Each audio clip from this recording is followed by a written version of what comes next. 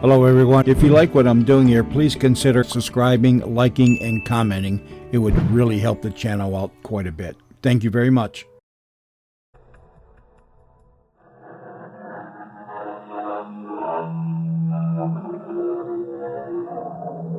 Come in. Welcome. I'm E.G. Marshall. Over the years, many writers have made the South Pacific and the East Indies the settings for some of their best-known work. Herman Melville, Joseph Conrad, and Ian Forster, to name but three, wrote about the exotic and mysterious islands lying thousands of miles away across the deep waters of the Pacific Ocean. These islands may seem less remote now than they used to be, but the mixture of cultures, east and west, can still produce some bizarre incidents. Doc, I didn't murder Sir Dabney. I want to believe you, Clive, but the evidence... He was my employer. Why would I kill him? Now that he's gone, I'm left with nothing. Is there any one piece of the evidence against you that you can refute? No. If you didn't kill him, Clive, then how did he die?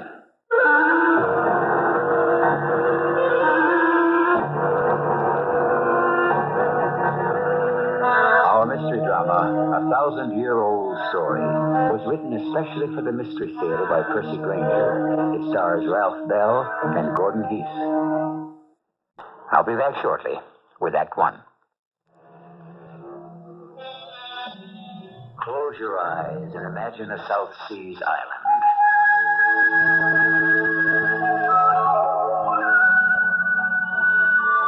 Tropical breezes wafting gently through towering palm trees. Beaches with sand the color of alabaster stretching unbroken for miles. Clear blue skies, coral reefs, breathtaking sunsets.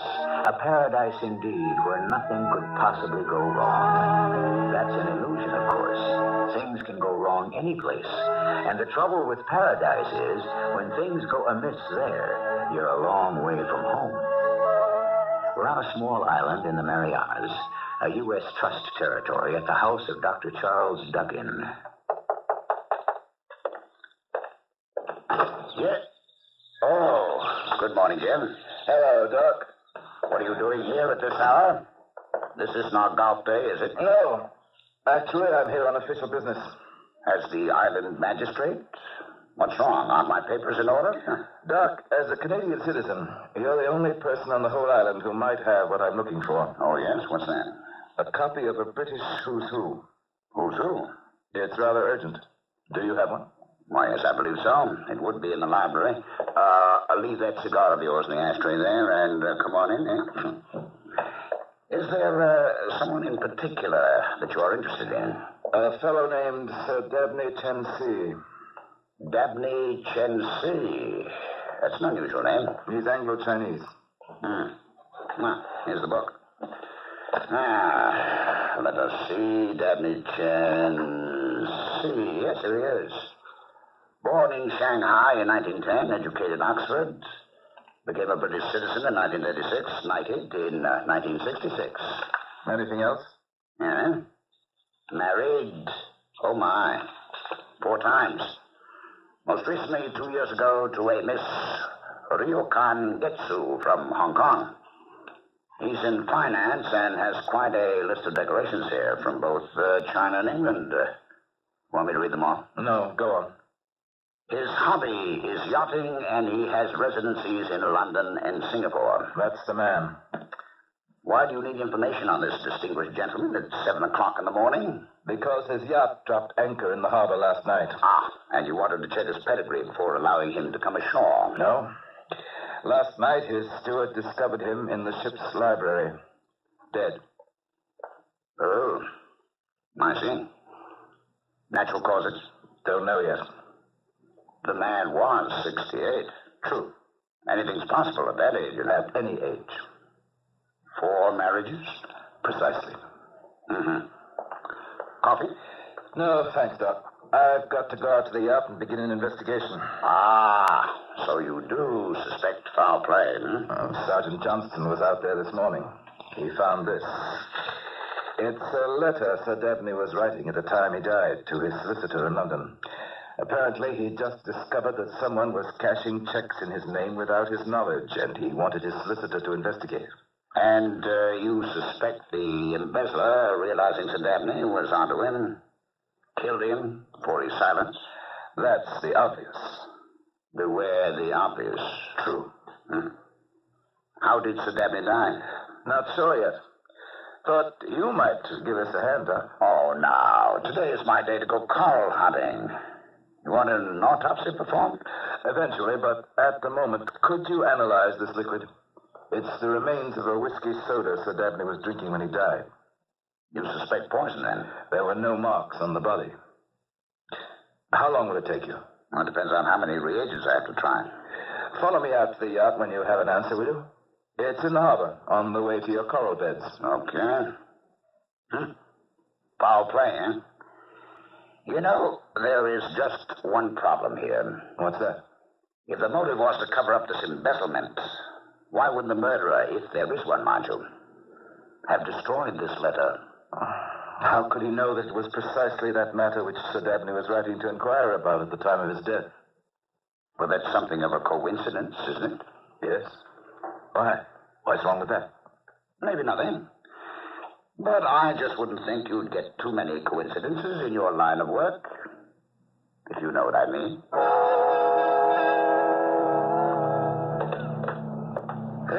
Welcome aboard, Inspector. I'm the ship's captain, named Renner. Thank you, Captain. I'm Jim Trees, the local magistrate. Your man's already nosed around pretty good. I suppose you'd like to see the ship's study where Sir Dabney was found. Please. Nothing's been disturbed. After the body was taken ashore, the room was locked. Lady Dabney's in her room, but she'll see if it's necessary, but of course she's upset. It will be necessary, I'm afraid, but not just yet. Oh, Mr. Chub, that was Dabney's secretary, is just having breakfast. He's eating? Oh, yes. You seem to be treating this as a criminal case, Mr. Trees. Just a routine investigation. If you want my opinion, it would seem to be a case of a simple heart attack. Well, this is the study. You're sure nothing's been touched? Oh, no, sir. Why? The place seems pretty neat. Oh, that's the way Sir Dabney kept it. Will you run down what happened last night? Well, we anchored about 7. Dinner was served to Lord and Lady Dabney and Mr. Chub at 8. Mr. Chub? Yes, Sir Dabney's private secretary. Oh, yes, the one who's eating. Anyway, round 10, Sir Dabney came in here to do some work.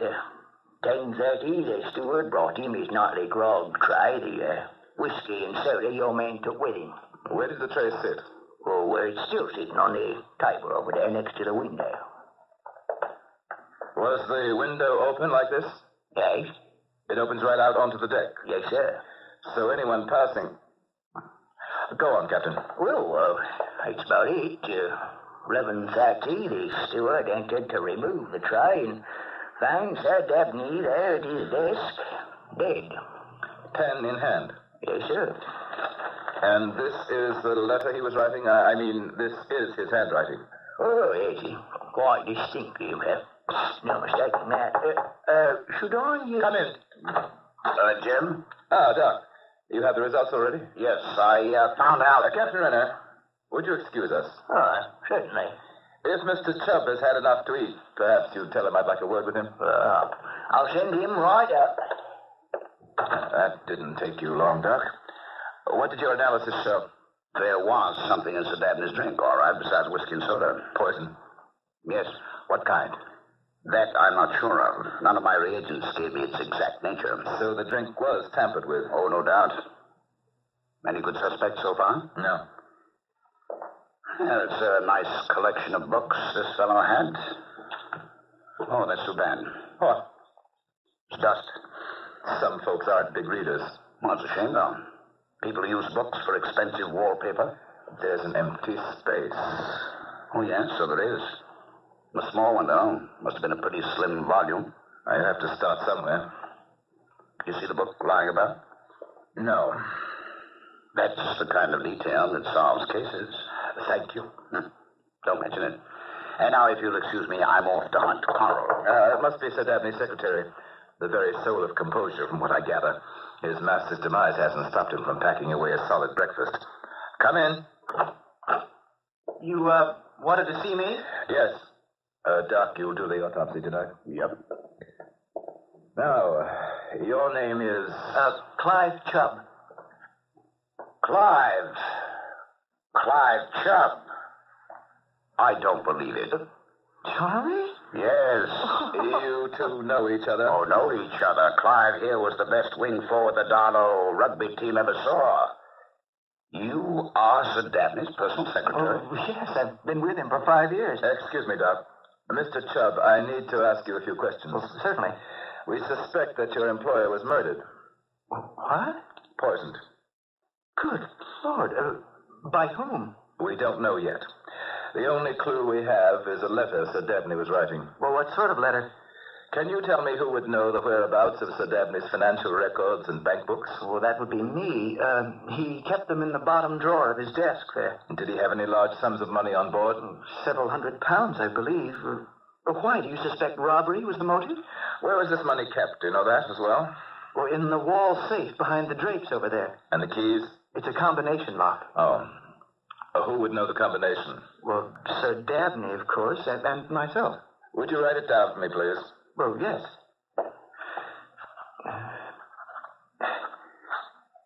There. Thank you. Doc, you and Mr. Chubb can continue your reunion outside. I'd like to be alone in here for a few minutes. I'm sorry about what's happened. Poor Sir Dabney. He was an awfully decent man. Leaves me up a dry creek, I can tell you. I don't even know how I'm going to get back to Canada. Oh, won't Lady Dabney help you? I think not. Why not? It's an involved situation, Charlie. I'd prefer not to go into it. Mr. Chubb, can I speak with you a moment inside? With me? Sure. Charlie? Jim? Sure, Doc. You can come too. Mr. Chubb, who else knew the combination to this safe? No one. Just you and Sir Dabney? Yes. Why? Because I found this inside the safe. Do you recognize it? It looks like a small vial of liquid. Doc, the label says penethomal. Do you know what that is? Why, yes. It's a poison.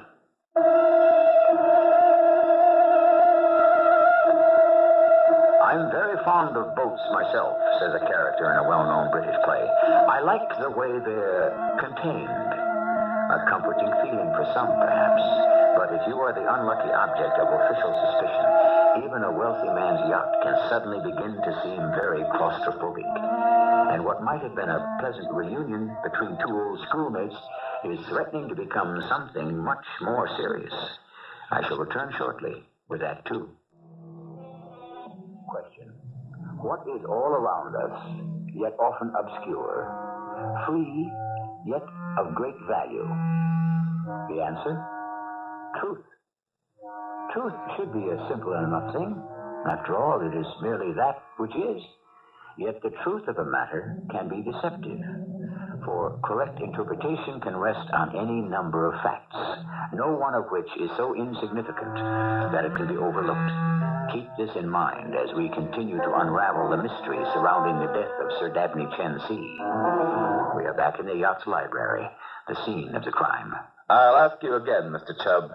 Do you recognize this vial? Well, no, I've never seen it. You say you found it in the safe? Which, by your own statement, had a combination known only to you and Sir Dabney.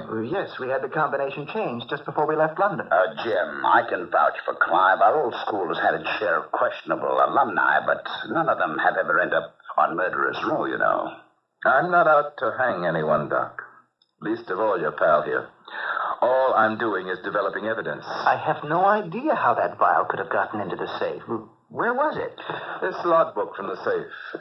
Do you recognize it? Yes, it's the record of ship's cash. Are these entries in your handwriting? Yes. One of my duties was to keep a record of money spent in the operation of the boat. Why? Because this vial of poison was in the spine of that book. Oh, really, Jim? This is all too perfect. Someone is obviously trying to frame him. Who? Do you have any thoughts on that, Mr. Chubb? No. Well, why on earth would Clive poison the old fellow and then tuck the evidence back in the safe? It was well hidden. I almost didn't see it. It made only the slightest bulge in the book. Well, how do you know that's even the stuff that did Sir Dabney in? I suppose we can check that out easily enough now, Doc? If it is pentothal that was in his drink, I can determine that with a little baking soda from the ship's galley. Well? We found the murder weapon. It was liquid from this vial that was used to do the old man in. Yes. No question. None.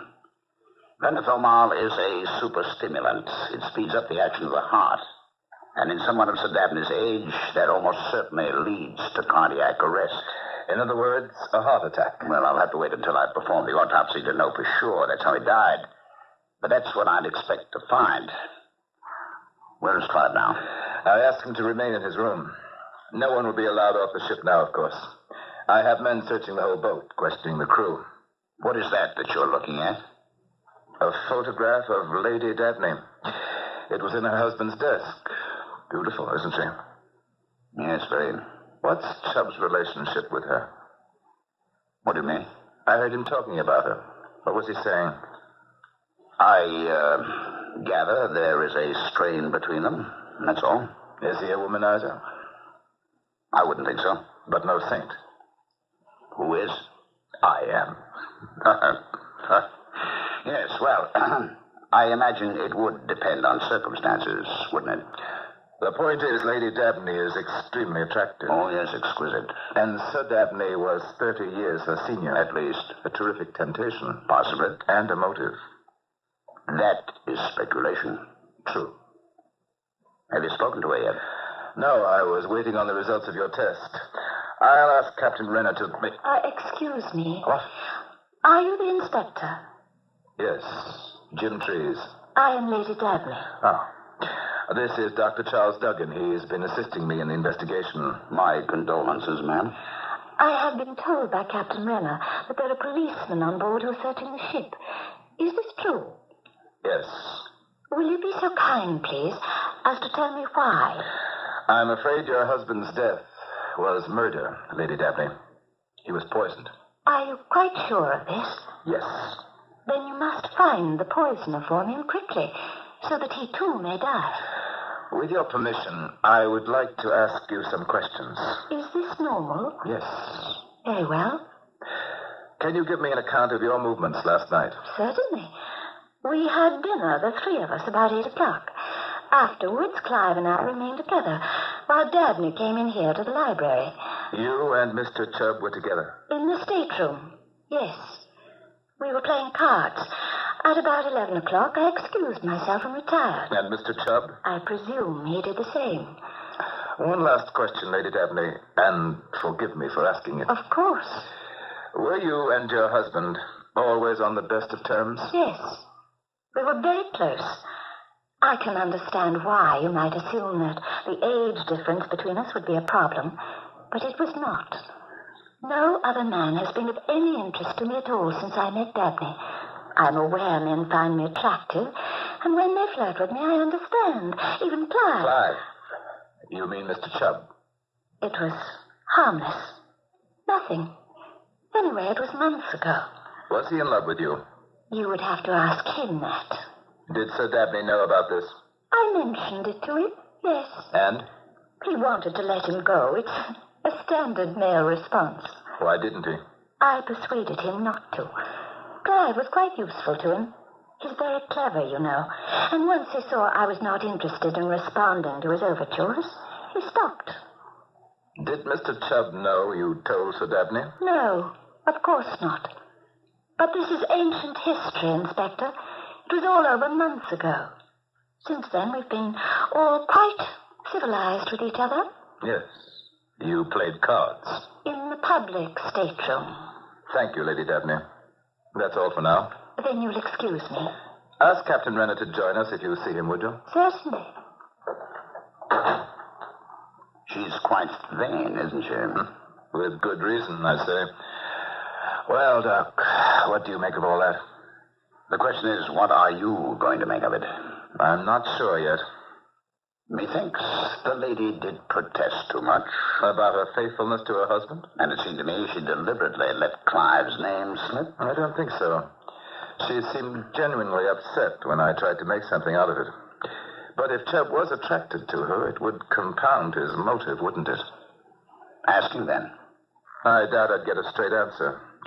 That's why I want to speak to the captain. She said it was harmless. It was over months ago. Doc, listen. Thanks for your help. What? I'll see you this evening for the autopsy. Say around 7. Oh, you want me to go? It's a police investigation from here on out. Anyway, weren't you going coral hunting? Yes, that was before I knew a friend of mine was going to be involved. I understand about the old school ties and all that, Doc, but... I am not abandoning Clive now. You wanted to see me? Oh, yes, Captain, come in. Okay, Doc, you can stick around. But remember, you're an impartial witness. Captain Renner. Yes, sir. I have a question for you. It's delicate, but I hope you'll be frank. Oh, yes? It concerns the relationship between Lady Dabney and Mr. Chub. Well, what about it? That's what I'm asking you. They was, friendly. Just give me your impressions, Captain. Oh, they spent a lot of time together, especially when the governor was working. Lady Dabney's pretty fond of Mr. Chubb, but I don't see the harm in that, not so long as he knows to keep his distance. She was fond of him? Yes. Would you say they are having an affair? Oh, I wouldn't go that far. On account of Mr. Chubb don't seem too keen. I think he fancies her, but feels he, felt a conflict of loyalties, if you know what I mean. Yes, Captain, I do. Thank you. Well, will that be all? May I ask a question? Sure, Doc. There's a slim volume missing from one of these shelves here in the study. You haven't by any chance seen it lying about, have you? Well, what's it look like? I don't know. What's it about? But I'm not sure. Oh, well, it's not much to go on, is it? No, I guess not. Can't say I've seen any books lying around. Well, I'll be on the bridge then if you need me. Now what? If what Captain Renner says is true about Chubb and Lady Dabney, then Lady Dabney was lying to me. And why would she lie except to keep herself in the clear? And if she did want him badly enough, she wouldn't have dispatched her husband in such a way as to throw the guilt on him. Unless, feeling rejected, she decided to murder her own husband in order to take revenge on him? Doc, you amaze me. Well, she is Oriental. And a woman, to boot. What about the checks? The ones Sir Dabney was in the process of asking his solicitor to investigate when he was killed. What need would she have to steal money from a husband who, as far as I can see, was more than willing to give her everything she wanted? I think if we find the person who cashed those checks, we'll have found our murderer. Checks? Are you aware that Sir Dabney was writing a letter to his solicitor? Mr. Carrington in London? You know the man's name? Well, of course I know his name. Are you aware what the letter was about? Well, no, I didn't know he was writing it. Apparently, a number of checks had been cashed for rather large sums, checks he never authorized. Do you have the dates and numbers of the checks? Yes, in his bank book here. The checks in question are starred in red ink. February 2nd, March 7th. In the letter, he says, quote, "Will you please go round to the bank and question the clerk who paid out the money on the checks I shall list below to see if he can remember." End of quote. That's as far as he got before the poison took hold. Well, Mr. Chubb, should we finish the sentence? Should we cable London and find out what the clerk has to say? No. There's no need. I cashed those checks. I cashed them all. Clive. But they weren't forged. Sir Dabney signed them himself. I always cashed his checks. It was part of my job. I gave him the money. I never kept a penny of it. And why would he question them? I don't know. Was Sir Dabney going senile, perhaps? Was he beginning to forget things? No, he was perfectly sound as far as I could tell. And between you and Lady Dabney? Pardon? What was going on there? Nothing. We've heard different There was nothing between us. We have two versions of the story, one from Lady Dabney herself and one from Captain Renner. They differ as to the instigator of the affair, but both agree that something was or is going on. Look, I swear, nothing is going on. You had no motive to kill Sir Dabney? Not for his money or his wife? No. Then who did? I don't know. Doc, Charlie, you know me. We grew up together. You've got to believe me because it's obvious your friend here doesn't.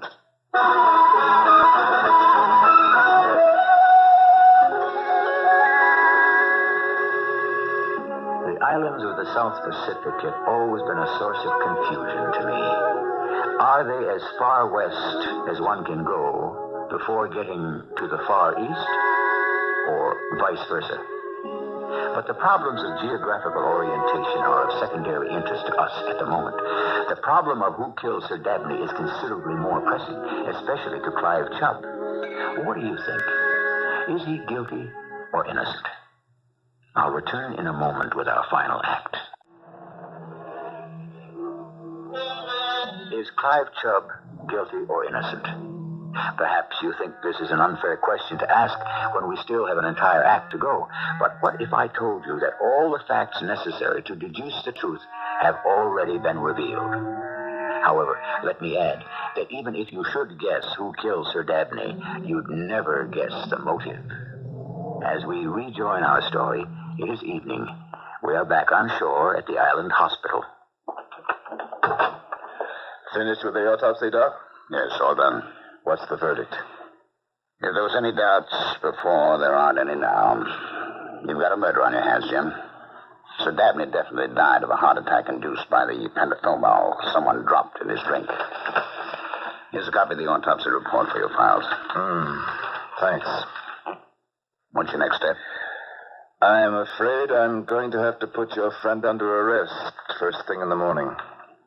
Jim, you're making a mistake. What would you do in my shoes? I think it's Lady Dabney you should be going after. Look at the evidence. The evidence doesn't mean a thing. Women like that have their ways. I'm sorry, Doc. Look, it's been a long day. Let me just call out to the yacht to make sure all's quiet, and then I'll give you a lift home.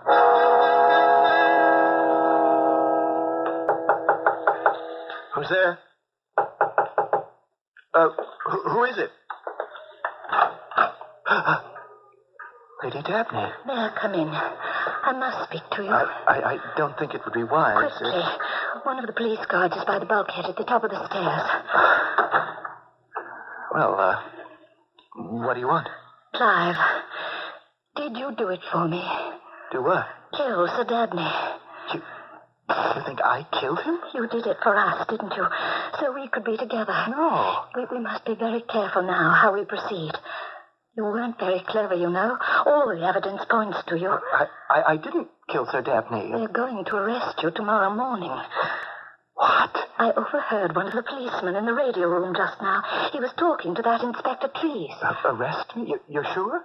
Don't worry about the lawyers. I'll see to it that you're provided with the best. But you must pull yourself together. You've gone this far. We have to see it through. Lady Dabney, you've got to believe me. I'm innocent. Just remember, they have nothing but circumstantial evidence against you. And in a murder trial, that's not enough, especially with clever lawyers. I don't stand a chance. Will you trust me to look after you? Please. You can no longer deny your feelings for me now, can you? By killing Sir Dabney, you reveal the truth. I didn't kill him. It wasn't just the money, was it? It wasn't just to prevent him from discovering that you were robbing him. No, I never robbed him. I'll see to it that you have everything you want. After the trial is over, I'll keep you on as my personal secretary. The world will see it as a gesture of my confidence in your innocence. But you and I will know the truth, and we can be together forever.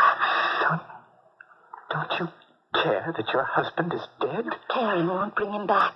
Life is for the living, and that is us, Clive. It's you and I. Leave. What? Leave my cabin at once. You don't understand.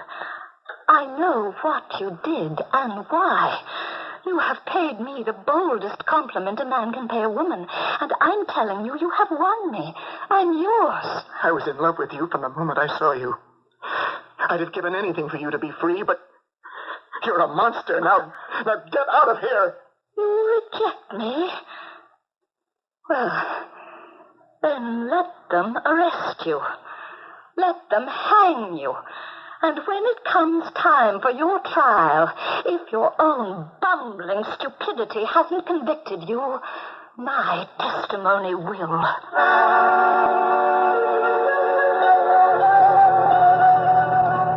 Well, here we are, Doc. You've been awfully quiet. You're not mad at me, are You know, Jim, I've been going over the evidence against Clive, and something is very wrong. You told me the steward set the drink tray down by the open window. Anyone could have walked by and dropped the poison in. you? But not anyone could have put that vial back in the safe. Unless the safe were already open. How likely is that? I've been reconstructing what must have happened. The steward brings in a tray with an ice bucket, whiskey, soda bottles, and an empty glass turned upside down, so the poison couldn't already be in the drink. Now, to satisfy myself at that point, I tested the whiskey and soda bottles and the melted ice water in the bucket. No traces of poison in any of them. The poison had to be added after the drink was mixed. So Sir Dabney mixes his drink, sets it down. Someone passing by the window drops in the penethomal. Sir Dabney drinks it and dies moments later. And then Clive enters the room and puts the vial in the safe. And doesn't take an incriminating letter from the dead man's hands. Huh. It looks like Clive was trying to implicate himself. Come on, now something very bizarre is going on. If that's true, Doc, then let's hope it comes out at the trial.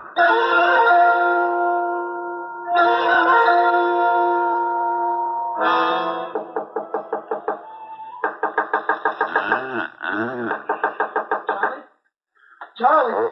Who's there? Hey, Clive, how did you get ashore?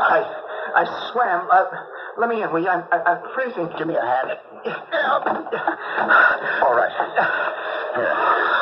Put on my robe and dry your hair. You'll catch pneumonia. Thanks. I knew I could count on a fellow Darlow alumnus. Oh, what are you doing here? I found out that friend of yours intends to arrest me in the morning, so I thought I'd better stay one step ahead of the ceremony. Oh, Clive, this is an island and not a very big one at that. How do you plan to escape? Your motorboat. A boat that size could get me to Saipan. From there, I'll make it my own way somehow. You can't do that. You'll be a fugitive. I don't have any choice. They'll think you're guilty for sure, then. What do they think right now? Now, Clive, it's not an airtight case. If you're innocent, it'll come out in court. Oh? Will it? Unless there's something we don't know. Is there, Clive? Yes. There's one thing you don't know, Charlie, and that's who the real murderer is. Do you know? No, but it isn't me. All right, I believe you. Well, then help me. I can't, Clive, not without becoming an accessory. The warrant hasn't been issued yet. But we both know it's going to be. I'm sorry, Clive. Charlie, I don't stand a chance. Lady Dabney will do whatever she has to get me convicted. How do you know that? She told me so. Why? Why would she want to convict you? Well, it doesn't matter. Is she in love with you? Nothing ever happened between us. But you rejected her, Yes. You think she killed him? I don't know. Is she trying to frame you? No, I don't want to talk about Are it. you in love with her? I was. Clive, if she is trying to frame you... Look, it's her word against mine, and all the evidence points to me. Okay, pal. Here are the keys to my boat. It's moored in the marina, a mile down the beach. I'll get you some dry clothes. Charlie? Thanks. Forget it. What'll you tell the inspector? I'll think of something. You're helping an innocent man. You know that, don't you? I know that, Clive. Come in. Ah, good morning, Jim. Where is he? Where is who? Clive Chub. Oh? Has something happened? You know, Doc, frankly, I'm surprised at you. Better that than bored. I spoke to the night watchman at the marina.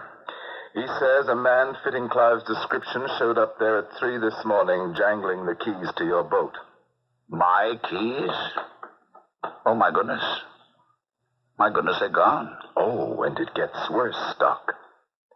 You're under arrest.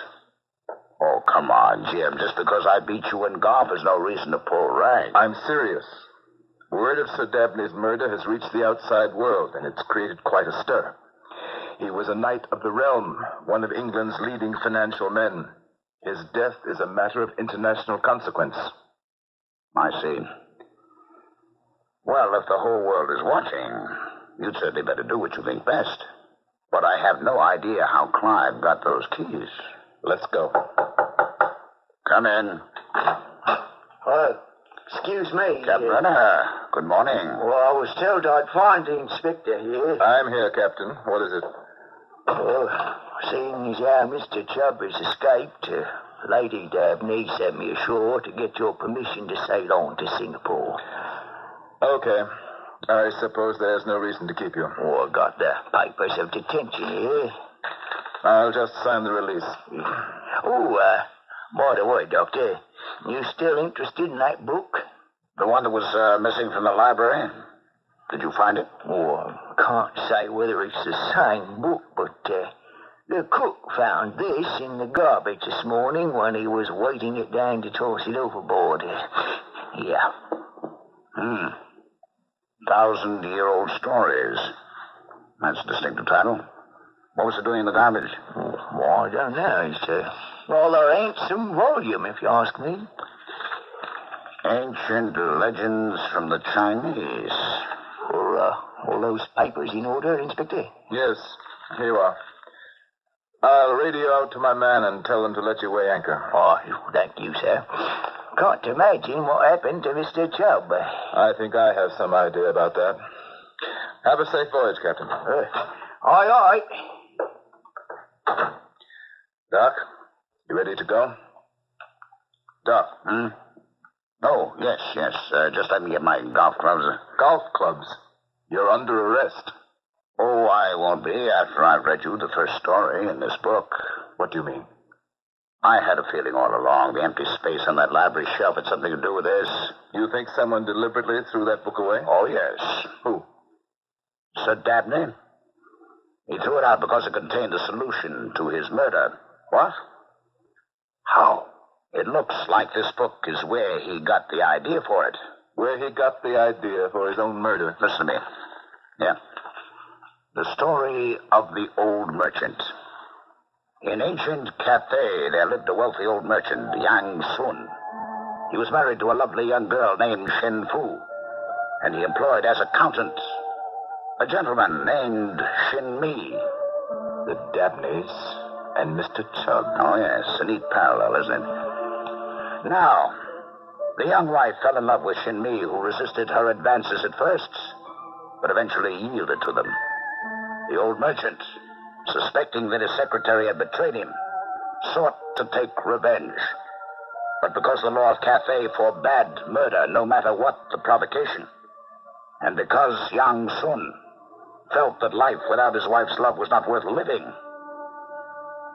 he took his own life, but in such a way that suspicion would fall upon the man who had wronged him. Suicide. It all makes sense now. Clive was having an affair with Lady Dabney then. No. He was in love with her at first, but restrained himself out of loyalty to Sir Dabney. That's the one detail in which the case differs from the story. That's too bad. So the old man killed himself for nothing. I don't know. The fact is, Lady Dabney was enamored of Clive. So, your friend is innocent? Yes. And will you now be so kind as to tell me where we can find him? I don't know any more than you do, Jim. But if he did take my boat, and I were he, I imagine I'd head straight across the channel to Saipan. A rose by any other name would smell as sweet, but murder by any other name can make a big difference in the success of an investigation. In fact, as we have just seen, to persist in calling a suicide murder could mean the difference between life and death. Fortunately, the error in labeling was discovered in time, and an innocent man's life was saved. I shall return shortly. A curious feature of our story is that although Clive Chub was innocent, he sought to save himself by a delusion. Time and desire had blotted from his mind the fact that he had never graduated from the Darlow Academy. Yet he swore his innocence to a man who felt compelled to help him because of the old school tie. Would that all our delusions were as harmless as that one. Our cast included Ralph Bell, Russell Horton, Gordon Heath, and Carol Teitel. The entire production was under the direction of Hyman Brown.